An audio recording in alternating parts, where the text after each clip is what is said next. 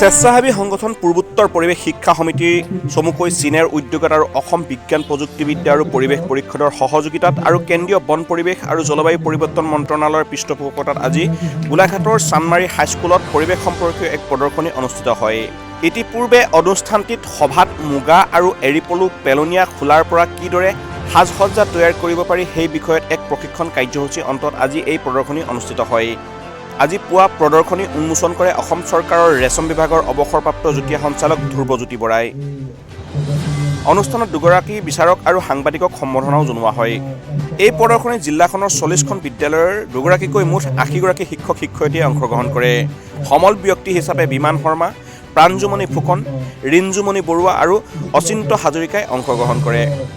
চীনেৰ সম্পাদক ইমদাদ আলীয়ে আঁত ধৰা অনুষ্ঠানত সংগঠনটোৰ মুখ্য সচিব চক্ৰপাণী শৰ্মা, সমন্বয়ক পুলক ফুকন, সদস্য গৌৰৱজ্যোতি শৰ্মাকে ধৰি সকলো বিষয়ববীয়া আৰু বিদ্যালয়ৰ শিক্ষক শিক্ষয়িত্ৰীসকলে অংশগ্ৰহণ কৰে।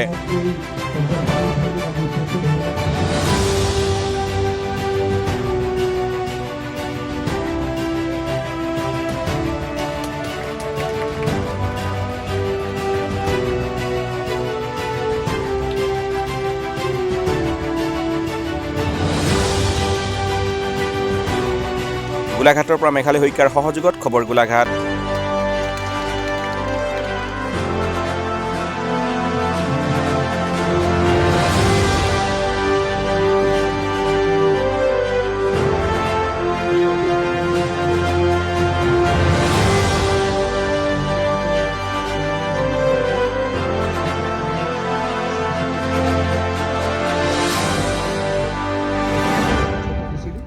Society for environmental education north ইষ্টে এখনি প্ৰদৰ্শনী আয়োজন কৰিছে আৰু এই প্ৰদৰ্শনীখনৰ আগতে যোৱা 29 জানুৱাৰী তাৰিখে গোলাঘাট জিলাৰ 40খন বিদ্যালয়ৰ 40জন ইকো ক্লাবৰ ৰিচাৰ্চ টিচাৰক লৈ এদিনীয়া ৱৰ্কশ্বপ কৰিছিলোঁ আৰু এই ৱৰ্কশ্বপৰ মূল বিষয়টো আছিলে যে পেলনীয়া এৰী মুগা পাট পলুৰ খোলাৰ পৰা কেনেকৈনো ডেকৰেটিভ আইটেম প্ৰস্তুত কৰিব পাৰি।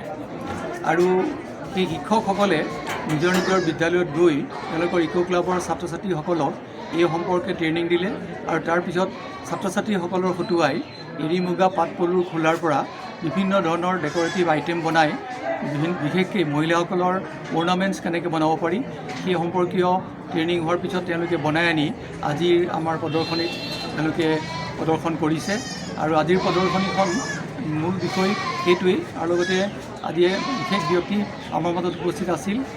সেইগৰাকী হৈছে যে গোলাঘাট জিলাৰ ছেৰিকালচাৰৰ জইণ্ট ডাইৰেক্টৰ ধ্ৰুৱজ্যোতি বৰা ডাঙৰীয়া। এখেতে আজি প্ৰদৰ্শনীখন উন্মোচন কৰিলে আৰু আমি আশা কৰিছোঁ যে ভৱিষ্যতে আমাৰ ছাত্ৰ ছাত্ৰীসকলে পেলনীয়া সামগ্ৰীৰ পৰা কেনেকৈনো ডেকৰেটিভ আইটেম বনাব পাৰি আৰু লগতে তেওঁলোকে নিজে কেনেকৈ স্বাৱলম্বী হ'ব পাৰে এই সম্পৰ্কীয় জ্ঞান লাভ কৰিব। ধন্যবাদ।